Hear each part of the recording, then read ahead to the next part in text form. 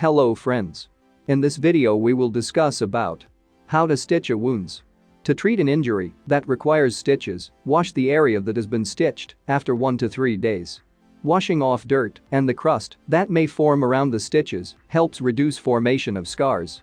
If clear or yellow fluid drains from the wound, you may need to cover it with gauze or a bandage. In this case, you may also need to use a small amount of antibiotic cream. Your doctor will tell you whether he or she wants you to use an antibiotic ointment. Always monitor your cut, scrape, or stitches regularly. Talk to your doctor in case you have concerns about injuries that can't be treated with a first aid kit. Questions for your doctor. How do I know if an accident requires more than a first aid kit? Should I pack a first aid kit when I travel?